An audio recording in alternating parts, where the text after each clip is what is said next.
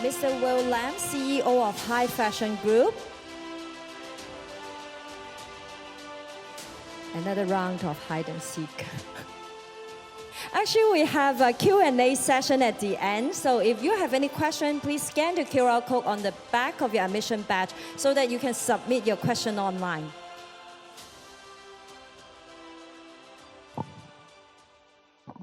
Thank you, Jennifer. Good afternoon, everybody. My name is Hong. I'm the Senior Manager of Textile Exchange. I hope most of you know Textile Exchange. If not, please visit our website. We are a global nonprofit, mostly known for our standards, such as the Global Recycle Standard. So thank you, everybody, for staying at this session. I am very honored to be amongst a great panel. As Jennifer just mentioned, Harold is not here for personal reasons, but a very happy personal reason, because he just became father.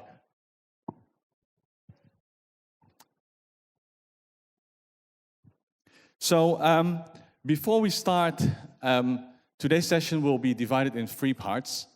The first part, our speakers will have a brief introduction, a presentation of their own company and what they do and what they've done on the sustainability journey. The second part will be a discussion amongst our panel.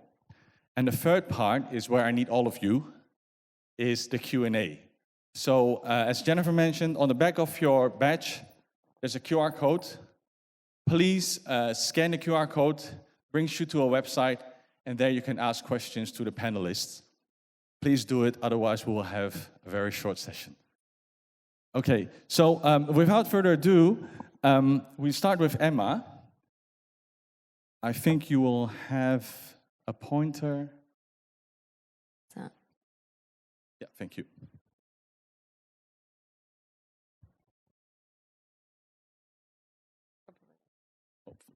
Thank you so much.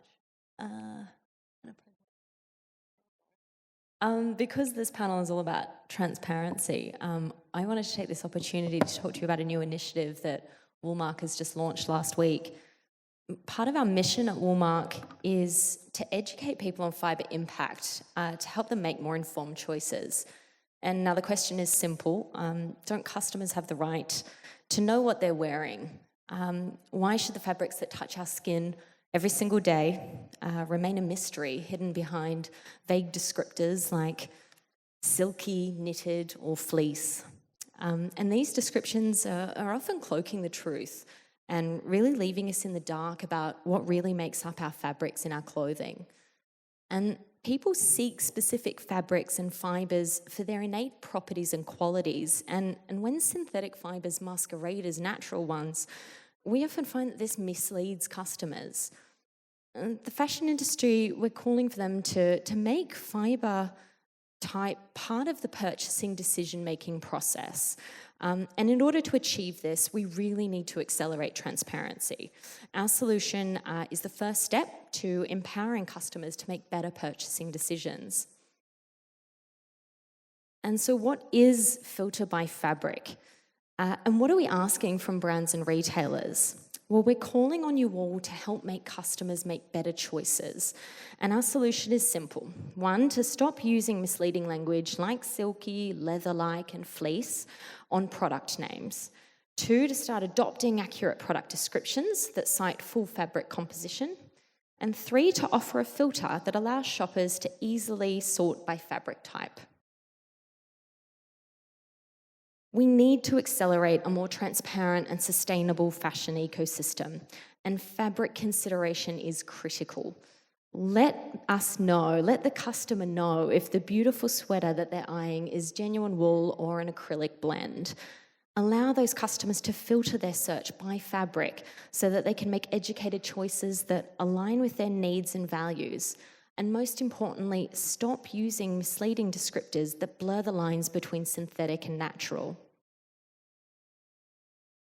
We're asking customers, brand partners, and NGOs to pledge their support for industry change. And we encourage you all to go online, pledge support to this campaign, raise awareness among your customers, educate them on the profound impact of their fabric choices, and influence a change that could benefit our planet and future generations. Thank you. Thank you, Emma. Our next presentation will be by Will.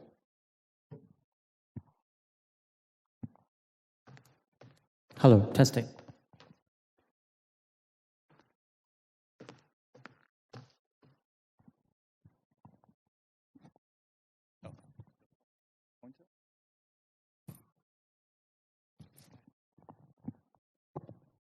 Hello, everyone. Welcome for joining the section. I'm Will Lam. I'm the CEO of High Fashion Group. So our company is a company focusing on providing sustainable garment products to apparel brands, and we are a vertical supplier. So we start from fabric development up to garment production. So as a supplier that's supporting transparency, we are very keen on providing as much information as possible to our consumer and customer. So in this presentation, we try to share a little bit more about what we have done so far. So nowadays, like, people care about transparency. So usually, right now, for our consumer and our customer, we always share different type of video, and more recent, how we produce the goods. So this is our site in Hangzhou, where we start our fabric development up to garment productions. And throughout the process, we always care about green products. So we always talk about the green development, green manufacturing, green operation, and green products. And basically, because our vision is to make the company create a product which is fully sustainable, so we always think about how we start from the raw material side up to the product development and up to the garment production, how they can be to be fully sustainable. And to achieve that, one of the key things is to do a lot of process re-engineering. And we all understand that it's very important to be transparent as a supply chain. And one of the key things that we believe is very important is to ensure that the process we produce is according to the global industry standard. So usually for a lot of suppliers right now, they try to apply different type of independent certificate. And those certificate is kind of some of the information that you let the people that understand that if you work with our company, we have fulfilled all type of industry standard. And that is kind of a way to ensure the transparency of the supply chain and to ensure that the standard is fulfilled as a global standard. And so this is some of the different type of certificate, like as an example. And one of the very important things that we, as a commitment to have a transparency supply chain, is that we have a ESG report in our listed company. And usually every year we will share our target about how we improve in terms of carbon footprint, in terms of how we reduce the wastage. So every year we will kind of share different type of numbers that, like, how we actually have changed during the process, what type of process improvement we have done in order to reduce the water wastage, reduce the different type of carbon footprint. And those type of information is very important now as a supply chain people, because we are committed to improve continuously, and we to ensure that the consumer and the brand, they understand that, like, we are actually achieving different type of target every year. So every year we'll have a next year target, and then to ensure that we will constantly committed to improve on the sustainability side and what we have done so far. So usually we will list out different type of figures, and to ensure that the people working with us will understand that. And one of the things that I believe is very important is that also we are promote different type of material side on using recycling and also biodegradable materials. And right now we are very focusing on provide the traceability. So usually if we work with development fabric, we try to ensure that we can provide a traceable supply chain, so that, like, the consumer and the brand, they work with us, they know, like, how actually the material is produced throughout the process. And this will ensure that, like, the consumer truly understand that throughout the process is truly providing a really sustainable process, and ensure that they know what they're actually buying. Because people, a lot of consumers now are concerned about what type of product they're buying and whether they affect the planet. And similar, like we also like during the process, if we have anything that will how can improve the accessibility, we will also explain like what type of process we are doing. Like for instance, we are doing printing. We'll share about like the technology we have doing and how they can help reduce the planet. So our vision is just like our company statement. What we said, we want to create both a fashion in a stylish and sustainable way. And I believe that this is the industry what we want to be, and hopefully all of us can join together and help us to create a better future for the next generation. Thank you. Thank you very much, Will. The next is Allisa.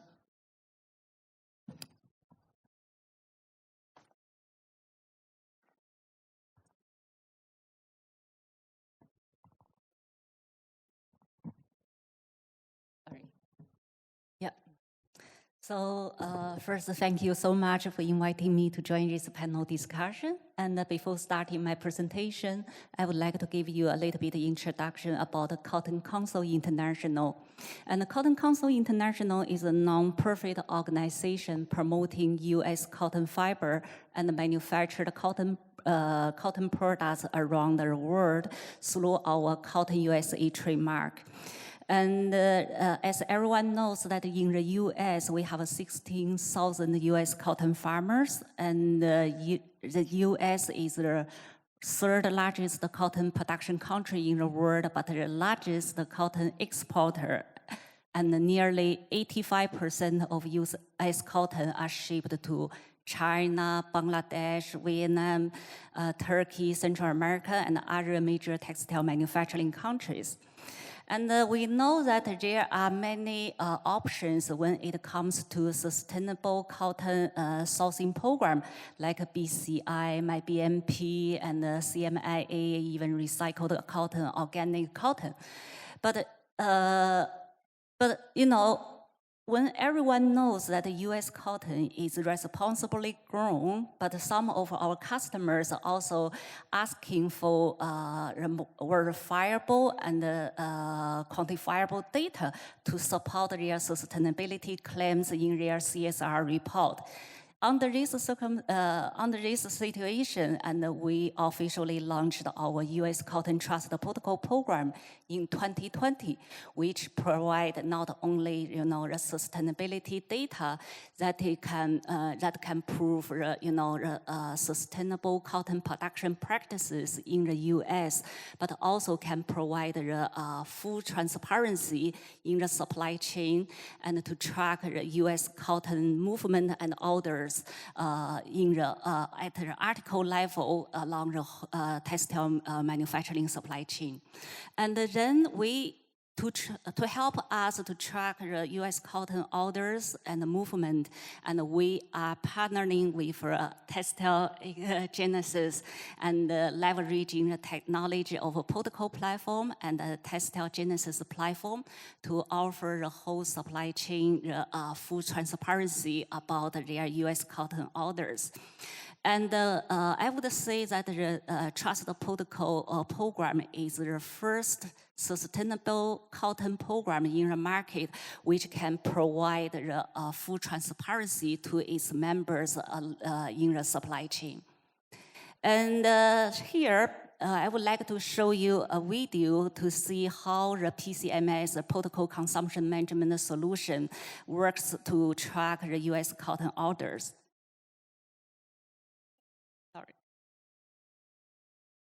Sorry. Okay. Doesn't work. Maybe we can show the video we can show the afterwards, video later. And probably also available on the website. Okay. Yeah. So if you want to see the video, please visit the website. Thank you very much, Allisa. Next we have Ranga. Ranga is from TextileGenesis. So, Ranga, over to you. Thank you, everyone. First of all, I'm really grateful for this opportunity to be present here at the Fashion Summit, and it is indeed an honor to present in front of you. As Allisa already introduced us, we are TextileGenesis, which is a traceability company. So when we talk about transparency, traceability is the first step towards achieving transparency. And if I can get my slides to work, that is. Yeah. So when we look at TextileGenesis, we currently work on traceability programs. And to date, we have tracked $70 billion worth of products across the supply chain. So we work from fiber to retail, and we work with some of the most leading brands in the world. 100+ brands are using our solution. And we've tracked more than 70 billion worth of products in our system. And we do this using our We do this using our award-winning fiber coin technology. So we create a digital twin of what happens in real life. We convert sustainable fiber into digital tokens, and the tokens flow through the supply chain so that you're able to completely track the use of sustainable fiber on our systems. Now, this is a fiber-forward methodology which we use for sustainable material, but in order to trace non-sustainable conventional fiber, we have a garment backward methodology as well. And we are looking to extend this into more products in the industry. So we're looking at leather and footwear to extend into. We work with more than 90 material certification standards, ESG standards, and with almost all of them, we have a direct and almost exclusive integration with TextileGenesis. So we are completely aligned to industry standards, which is what helps us trace a lot more robust in the supply chain. And we're also looking at risk and compliance in a really big way. This is something that's come up in the last few years. I'm sure all of you are aware of the number of legislations that are there in the apparel industry. And we're actually working at an order level risk and compliance management approach on our solution as well. And finally, just to give you a view about our network, we have more than 10,000 users across 50 countries who are using our network.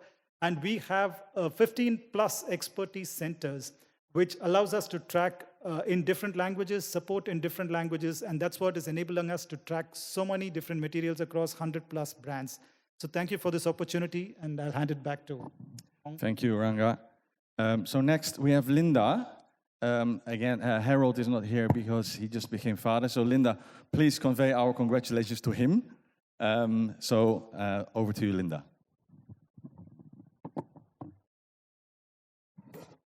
Hello.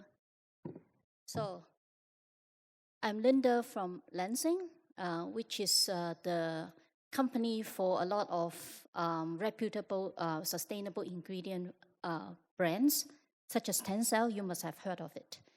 And then for us, how are we going to provide better choices as we advance into an era where sustainability is a big topic? It's not just a topic among us, the business, but as well for consumers. As you know that the textile industry has been working through a complex structure, and then the supply chain is very long, and then it involves multiple partners interlinked all over the world. However, greenwashing has been such an issue all over the world, from the west to the east. And then protecting consumer rights is very important. That is why we have to make sure that our products are honest and clear and precise when we are allowing consumers to make an informed choice. That's why transparency has come onto the center stage. So with Lenzing, we have a 4-pillar strategy to achieve transparency, advancing the industry for better choices. For us, we do not see transparency as a issue of our company, but we see it as a supply chain issue. And that is why we have the 4-pillar strategy. The first one is to share.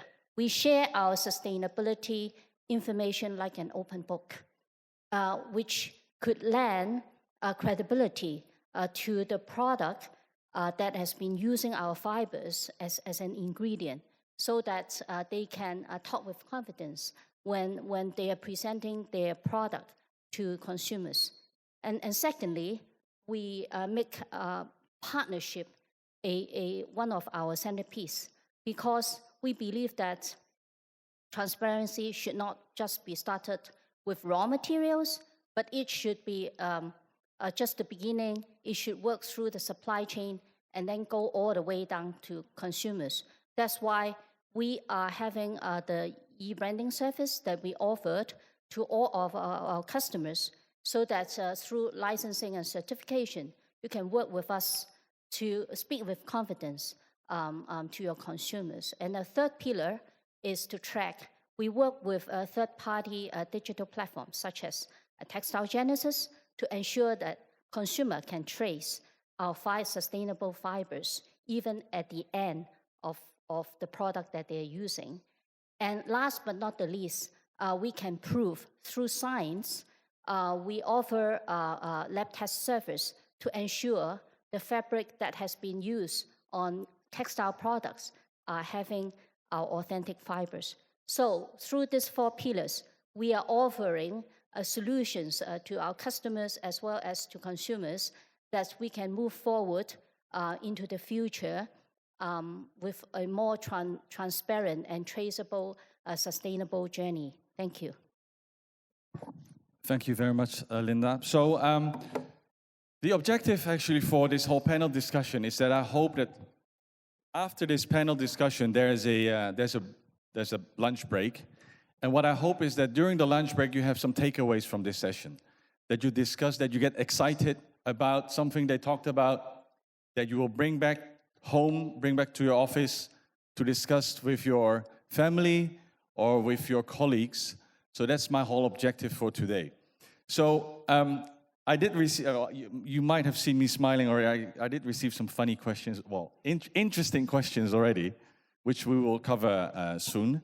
But when we start, I would like to actually give Allisa a bit more time just to elaborate a little bit from a higher level what sustainability actually means. Our topic is called Norm of Sustainability, but what does it actually mean? I know we have a lot of experts, especially front row, a lot of experts. But we have also maybe some students here or some newcomers in this industry. So could you elaborate a little bit more from your perspective, what is sustainability and why do you think it's important? Thank you so much for your question. Actually, you know, at the Cotton Council International and also, you know, according to different kind of definitions that we get from the market. And I think the most widely accepted definition about sustainability is not just environmental protection, it's not just economic growth. It is actually the ability that to meet our present needs without compromising the ability of a future generation to meet their needs. So this means for sustainable development, it is actually the synchronous development of economy and the environment and the society. So normally it is like that economic growth is associated with environmental protection and help to solve environmental protection issues, which is also a part of, I would say, also the society issues that we are facing nowadays. Thank you, Allisa. So Emma, in terms of sustainability and what we also heard about consumers, what is their perception of it? Because I know we have a panel of experts from raw materials, manufacturing. We had some experts on manufacturing before, but all of us are also consumers. So what is the perception of consumers? Because I do have some interesting questions as well at the second half of the session from the audience about consumers as well. I think it's definitely, we have seen a shift in consumer perceptions and priorities towards more sustainable consumption. There is definitely an intention there. And slowly that intention is sort of meeting up with reality. But I think what consumers are missing a lot is, you know, what's been spoken about is transparent information. When they're on the shop floor, when they're purchasing, and we know legislators, especially in Europe, are cracking down on this at the moment. Claims that can be made are being, you know, prohibited over there, and where the industry sort of needs to come to, and you know, I think Allisa spoke about it really well, is that having that research to back up the claims is now more important than ever. You know, not making generic claims, making sure that they're science-backed, It's something that, we've been doing for a really long time at the Woolmark company. It's part of our core raison d'etre is research and having science-backed. So everything that we do claim, we make sure it is independently researched. And we didn't realize how important that was, I guess, until it's sort of come to this point.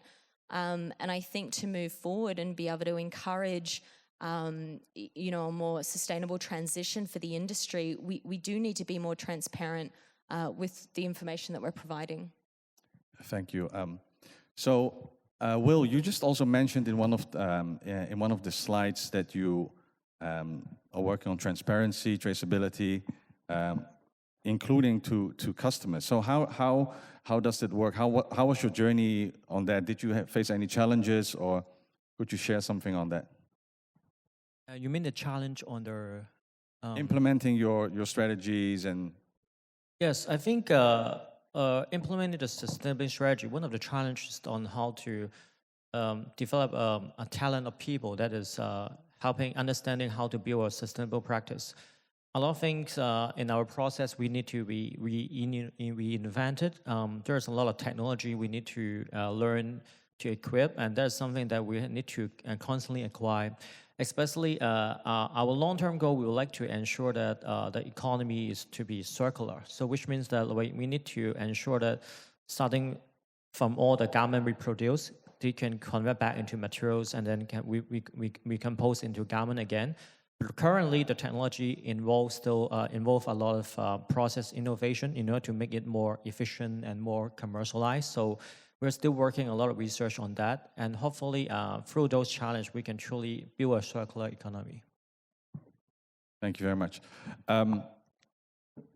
Because we have some questions I would like to cover as well, and we have Ranga here as our IT solution provider. There's another topic I would like to mention and see what is going on, and there are some hot topics, blockchain, for example. What are you doing? Or because I know, speaking to all of our panelists before, that everybody actually already is working with TextileGenesis. So could you share something, what you're doing, or what the audience can take away in terms of blockchain and maybe even AI? Thanks, Hong. So before I speak about blockchain, I think there is a key aspect that we keep talking about. We keep talking about words like sustainability, traceability, and transparency. So I just want to lay out how we view the whole thing. Sustainability is an ideal.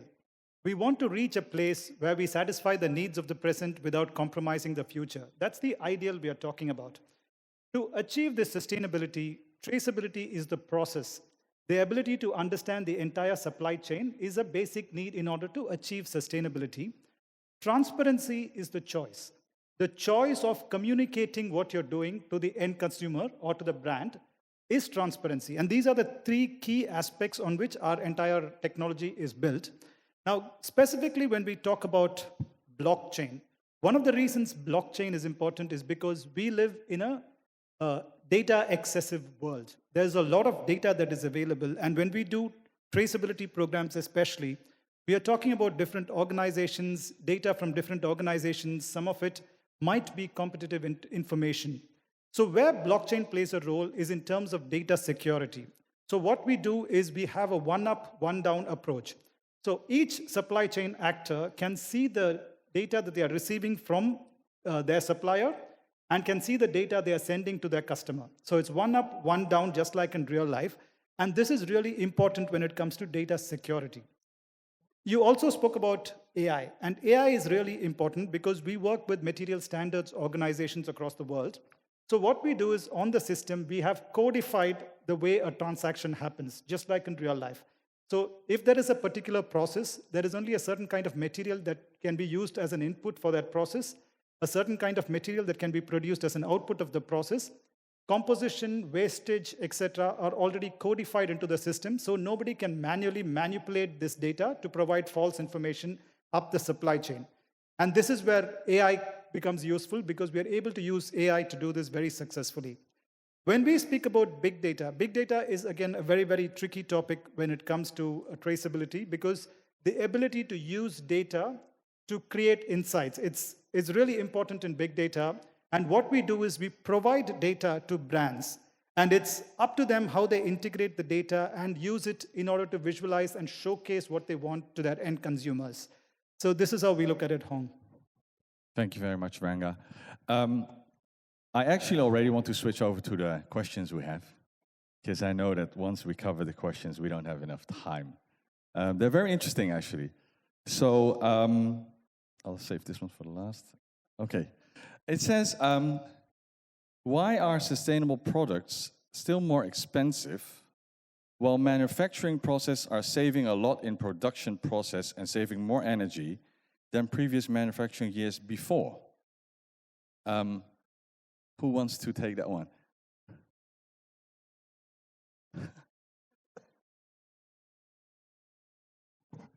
I also invite the previous panel can also chip in if you want. I have a spare microphone if you want.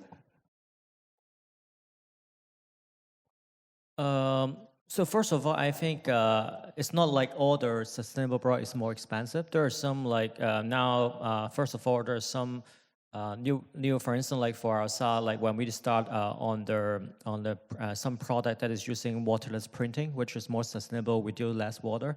The cost is actually reduced. So first I need to clarify the myth that is always sustainable is more expensive. It's not totally true. And second for that, but when you're asking about why some of the sustainable is more expensive, I think it comes from sometimes it's just because, as I mentioned before, if you like, for instance, if you some of the product we're talking about like recycled products. When you're doing the whole recycle process, there's still, what we can see is that there's still a lot of inefficiency when you do the whole conversion. And those inefficient during the rate change, they actually increase the cost. And right now, because the technology is still not very efficient, so that's why the cost is not as competitive as before. So, but I think the trend is getting better. So now, what I think all the different companies that is trying to work on is that how to ensure that the whole process of doing different type of sustainable product to be more cost efficient. But that is something that's our goal, and we believe that through more innovation in different type of way, we can achieve that. Thank you, Will. Linda, do you have any insight on that?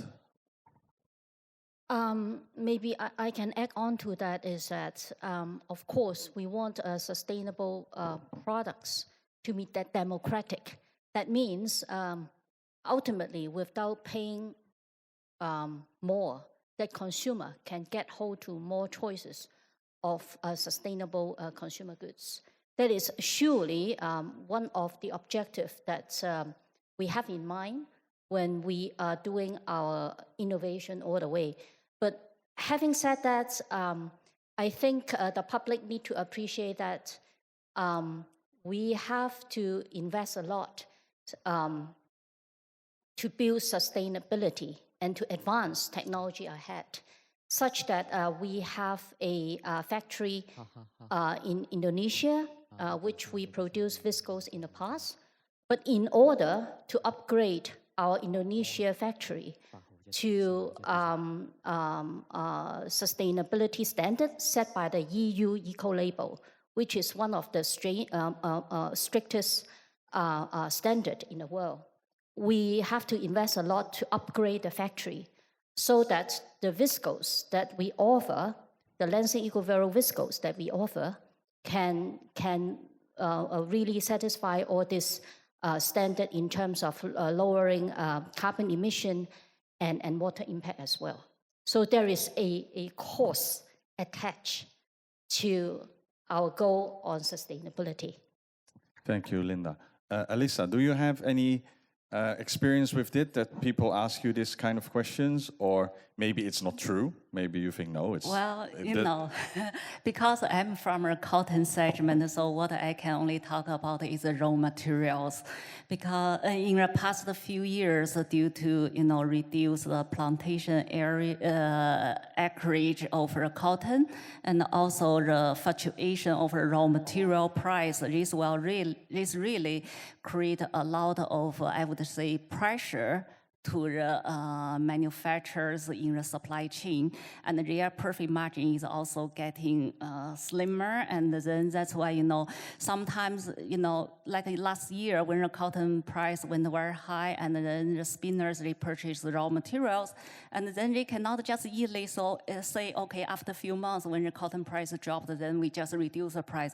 So it is also, I fully agree with what Linda mentioned. First is the technology advancement, and we need to invest in the new facilities, new technology to improve the production efficiency. But on the other hand, we also, in the supply chain, the mills and the manufacturers, they also take a lot of efforts to try to, I would say, reduce, the risk of the fluctuation price of the raw materials. So that might be also another reason that, a piece of textile product price cannot be reduced just to say, because the, efficiency is improved, because the production is becoming more sustainable. So that's my perspective. Thank you, Allisa. So we have another question, and I want to sorry, it's anonymous, so I don't know who wrote it. So I want to rephrase it a little bit. It says, what is the most effective way to show consumers that your product is more sustainable than your competitors? I don't think it's important that you are more sustainable than your competitors. It's just sustainable, full stop. So, Ranga, can you share some technology which is used now, which consumers, so not only like up to fabric, or consumers can see the sustainable impact or the sustainability of the materials? Yeah, thanks, Hong. Like you said, I think sustainability is now needed for everybody. It's not a question of being more sustainable or less sustainable. When it comes to our system, the way we do sustainability is, in order for any consumer to be able to be sure that a product is completely sustainable, they need to know the complete origin of the product. So right down to the origin of the fiber or the material in which it was made. And our technology, which is basically built on blockchain principles but goes beyond that, is to give a complete view to the brand, saying that this particular garment was made with this fiber, and this fiber has the necessary certifications to show that it's sustainable. The choice of sharing that with the end consumer is essentially with the brand, in our case, and they could do it in different ways. You could use a barcode where you can scan it and show the entire history of the product. They could have a label tag on the garments which gives them the details of that. So there are multiple ways of doing it. But it's important that the product goes back to source, to the fiber origin, so that you can see that the entire product used sustainable fiber and all the processes were made using sustainable methods. Thank you very much. Emma? Yeah, I just add to that. I think that's a really good approach to, that transparency for customers as well, to be able to go back to that. And even going back to this price conversation, when we're looking, especially at a raw material point of a transition, to a nature positive solutions, particularly in the wool industry, this does cost more. So you want to know exactly what you're paying for. But if you're seeing from a farm level that they're improving their biodiversity, or, they're doing carbon capture on their farm, that's fantastic to be able to track that through your supply chain and be able to tell that sort of information on the product. And, what we're seeing in the EU at the moment, they're trying to come up with a system that creates a single score to say what your environmental, rating is. And it's virtually impossible because it's so complex, and all the natural fiber versus synthetic fiber systems are so different. And they're essentially sort of moving away from that, saying that that's, probably not the right direction because it's just too difficult. And so the better way to go is to create that transparency. Tell your customer, why this product is, you've made this product consciously with purpose. You've chosen fabric and fiber consideration purposefully. And if you can communicate that effectively, then, I think that's the difference of showcasing why your product, why you believe it's more sustainable. Thank you, Emma. I think that's a very good point. It's very important. I remember many years ago, when I was talking about sustainability at Interstof, when it was still in Wan Chai, I asked the audience, how much are you willing to pay more for an organic apple, like for yourself when you eat it? Well, they were willing to pay a bit more for organic food, organic baby food.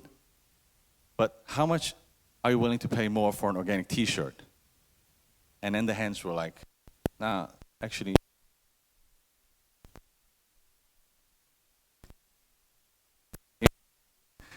To know what is happening and why are we doing it. So we have 5 more minutes. Time flies. So there's a question here. I wanted to give all the speakers a closing time, but I would like to use this question for them to closing. And it's, what's the biggest upcoming challenge for your organization? And what are you most excited about in the next term of sustainability? Will? I think as I just mentioned in the last question about that, I think the biggest challenge on sustainability is to ensure to build the right talent to build a company, because for us, we always want to find someone that's passionate about building a sustainable solution, and because that involves a lot of commitment, a lot of technology innovation, and we as a fabric supplier from fabric to garment production, we need to we invent a lot of process that is very important to make it truly sustainable. And so that's why now what we are doing, we're doing a lot of training, we're doing a lot of upgrade in our on our knowledge about like how we can build a truly circular economy, and that involves a lot of talent acquisition and a lot of new development and a lot of commitment on research development as well. It may take it's a long-term project, but I believe that it's very important for the future generation. So I think for us, especially for a lot of companies, right now the key is how we should need to fully commit to that, because once we have the belief and we need to start doing that throughout the process, we will find a more and more innovative way that could really disrupt the market. And I think that is one of the major things that we are working on. And hopefully, like throughout this coming 5 to 10 years, there will be more and more better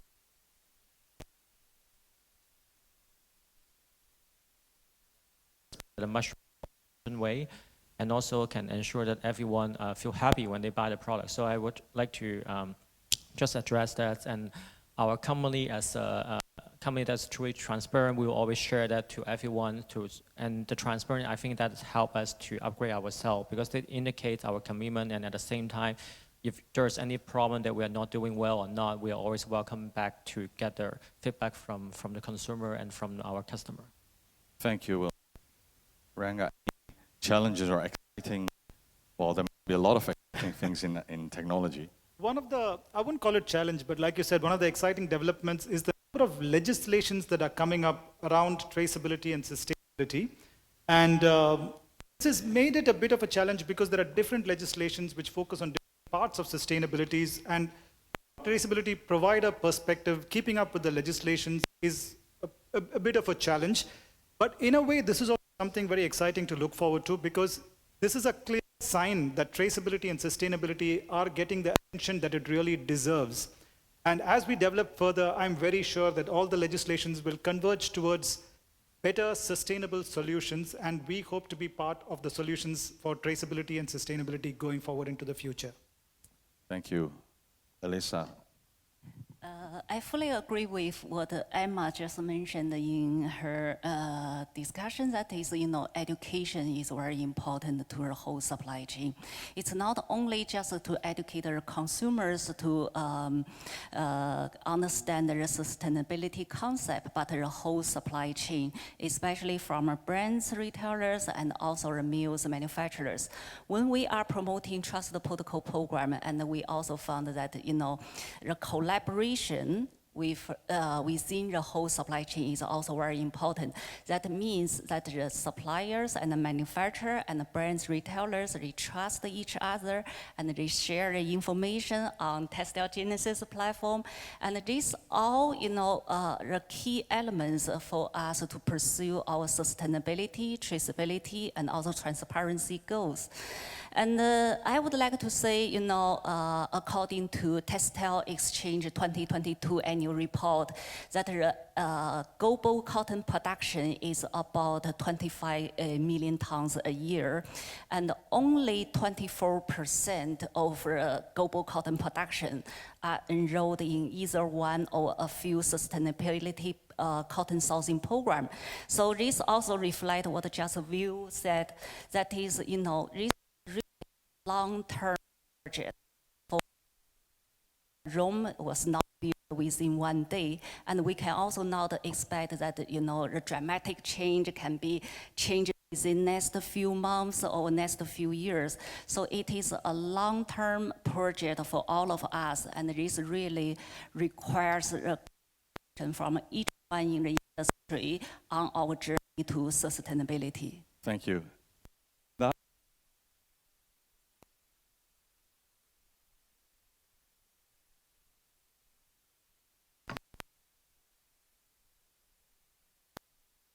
So this is our task ahead. And then to really go for sustainability and transparency, we need to empower the supply chain partners. On the other hand, we need to get the trust of the consumers so that when they see the Textile logo or our label on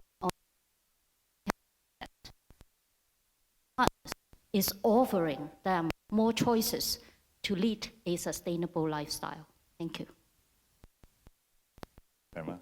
I would say that the biggest challenge and also the biggest opportunity is potentially the same thing, and that's around improving the quality and quantity of data, and also data accessibility and literacy. So making sure we're understanding, you know, what the data is saying, and that's from a farm perspective. So we invest in research to help wool growers understand the eco-credentials of their farm practices, but then also how we feed that through the supply chain with transparency, without being able to understand what that means in terms of measurements and methodologies, and how that impacts on the product's impact at the end of the day. So I'd say, yeah, both an opportunity and a challenge. Thank you very much, Emma. So we are at time. Thank you very much for my panel. Thank you for the audience. I just want to make one closing remark, and I saw that I tried to find the source of this, but it's different sources. Just remember one thing: we didn't inherit this world from our ancestors, but we borrowed it from our future, our next generation. So thank you very much. Thank you, everybody. Our panelists, they will stick around at the break. So I saw really some interesting questions which I could not ask. So feel free to ask them directly. And I also saw some questions directed to Textile Exchange. Please feel free to come afterwards to me, and then I'll try to address those questions as well. Thank you very much.